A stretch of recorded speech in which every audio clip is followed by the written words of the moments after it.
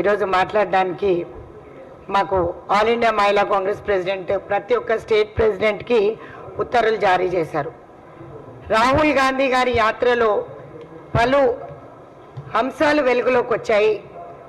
దాంట్లో సంబంధించి BJP ruled స్టేట్స్లో క్రైమ్ రేటే కానీ, మహిళలపైన అత్యాచారాలే కానీ, శానిటైజేషనే కానీ, ఎకనామిక్ ఎంపవర్మెంటే కానీ, ఈక్వల్ పే ఈక్వల్ వర్క్ అంటే జెండర్ బయాస్ కనపడుతుంది. ఎక్కడ కూడా మహిళలకు సమానంగా ఇప్పుడు పురుషులు ఉన్నారు అని మాటకే చెప్తున్నారు, కానీ వాస్తవంగా చూసినట్టయితే చాలా దూరంలో ఉన్నారు.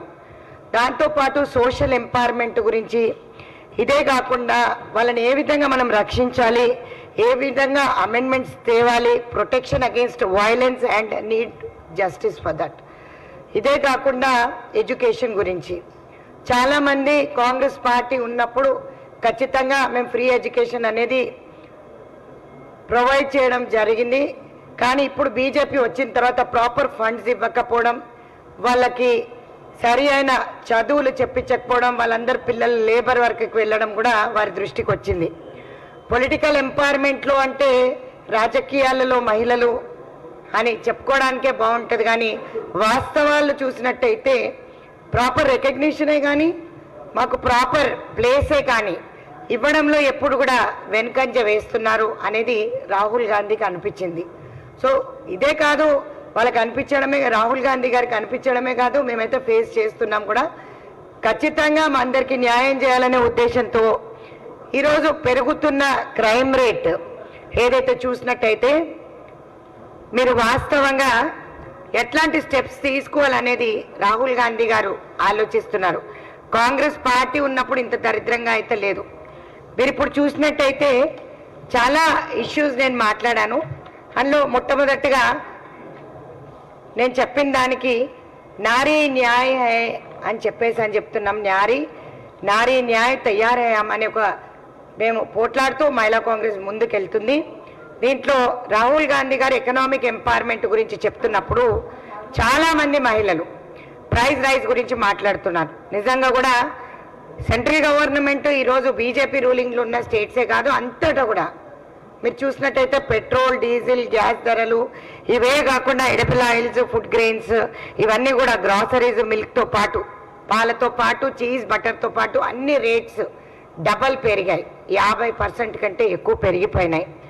గవర్నమెంట్, సెంట్రల్ గవర్నమెంట్ కానీ స్టేట్ గవర్నమెంట్ కానీ మొన్నటి వరకు బీఆర్ఎస్ ఉండే ఇక్కడ బీజేపీ చూసినట్టయితే రెగ్యులేషన్ అనేది ఎక్కడా తేలేదు.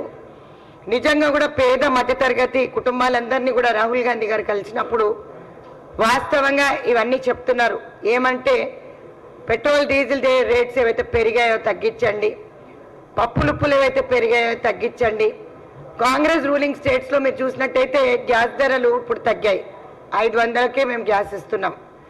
సో ఇదే కాకుండా 6 గ్యారంటీలు ఏ విధంగా అయితే మేము మేనిఫెస్టో పెట్టాము, మీ అందరికీ తెలుసు కర్ణాటకలో కూడా ఇంప్లిమెంటేషన్ అవుతుంది, ఇక్కడ కూడా ఇంప్లిమెంటేషన్ అవుతుంది.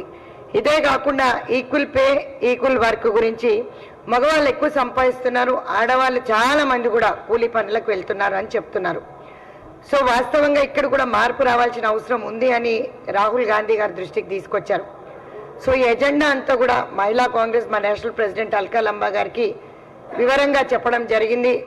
ఏం చేస్తే బాగుంటుంది అనేది, నారీ న్యాయ్ అంటే మహిళలకి ఏ విధమైన న్యాయం చేయాలి అనే దానిపైన దృష్టి పెట్టారు. 82% మగవాళ్ళు సంపాదించినట్టయితే 18% ఆడవాళ్ళే సంపాదిస్తున్నారు. సోషల్ ఎంపవర్మెంట్కి వస్తే హెల్త్ గురించి మీరు చూస్తున్నారు. మేము ఉన్నప్పుడు ప్రైమరీ హెల్త్ కేర్ సెంటర్స్ అనేది తీసుకొచ్చడం జరిగింది. కానీ ఇప్పుడు మీరు చూడండి, మెడికల్ వ్యవస్థ చాలా అస్తవ్యస్తంగా ఉంది. పేరుకు మాత్రమే ఉన్నాయి పిహెచ్సిస్ అనిపిస్తుంది. దాంట్లో ఎక్కడ కూడా వాళ్ళకి 15 నుంచి 49 ఏళ్ళు ఉన్న వాళ్ళందరూ కూడా ఎనిమియాతో సఫర్ అవుతున్నారు, అంటే బ్లడ్ లాస్.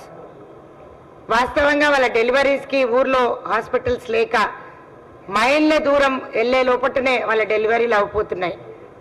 మొన్న రీసెంట్గా ఏదో గ్రామాన్ని నేను చూశాను టీవీలో.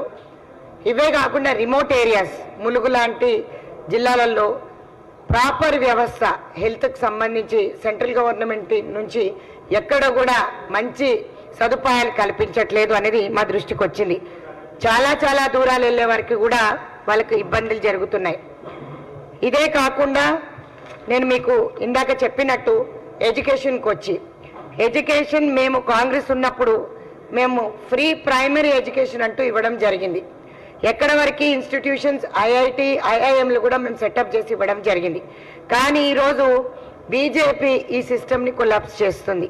ఎలాగా అంటే ప్రాపర్ బడ్జెట్ అలొకేట్ చేయకుండా ఈరోజు చదువును చిన్న పిల్లల దగ్గర నుంచి దూరం చేసేస్తుంది. వాళ్ళకు ఫ్రీ ఎడ్యుకేషన్ ఇవ్వాలని చెప్పి కూడా మేము బీజేపీ ప్రభుత్వంని డిమాండ్ చేస్తున్నాం. చాలామంది ప్రైమరీ మిడిల్ క్లాస్ పిల్లలు కూడా ఈరోజు స్కూళ్ళకి వెళ్ళాలంటే ఊర్లలో భయపడుతున్నారు.